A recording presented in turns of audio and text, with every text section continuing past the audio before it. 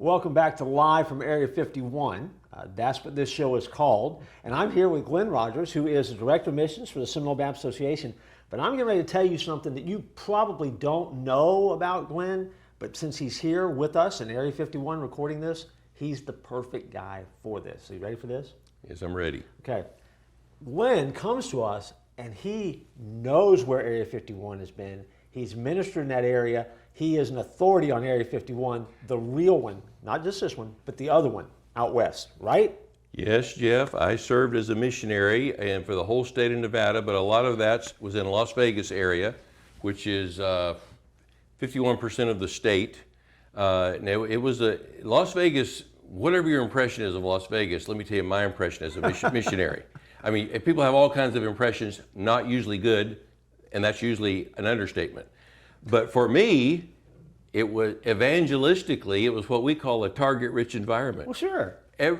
You could, because people are so open there, you could start a conversation about Christ. I remember in 9 years, I never had anyone in Las Vegas say, I'm not interested. Never. Wow. They're just interested about anything, and that's one of the subjects. So you take advantage of that. But speaking of Area 51, not being a science fiction junkie like some of my friends, I hadn't really remembered hearing about Area 51, but we're there in Las Vegas and I'm riding by and I see this military looking installation and the guy with me said, oh yeah, that's Area 51. He explained it to me that that's, well, he said that's where the aliens are supposedly, that's where the flying saucers are supposedly, that's where all the secret things are supposedly.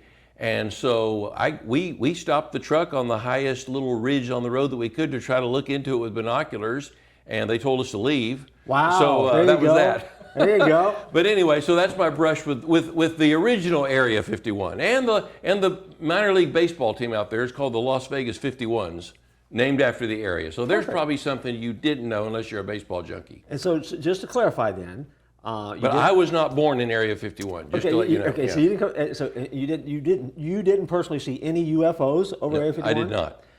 You didn't minister to any aliens from other planets and other worlds? No, I did not. I might have seen some on the Las Vegas Strip, but I didn't see any. I was in about Area to 51. say that, right? And apparently, what happens in Vegas does stay in Vegas, right? Because well, except for the gospel, we want it to go further. Okay, but yes. Matter of fact, some things that stay in Vegas should have never got to Vegas. But that's a whole nother subject. Well, see, that's something that Glenn brings to the table that most of you are just not aware. This guy has looked over the fence, looked through binoculars, and been asked to leave. Yes, been asked to leave. Yes, so I never did that again. I try to be a good camper and get out of there.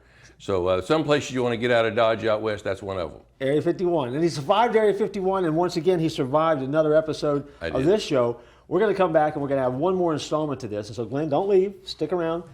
You join us for our next event as we do Live from Area 51 and talk to Glenn Rogers one more time.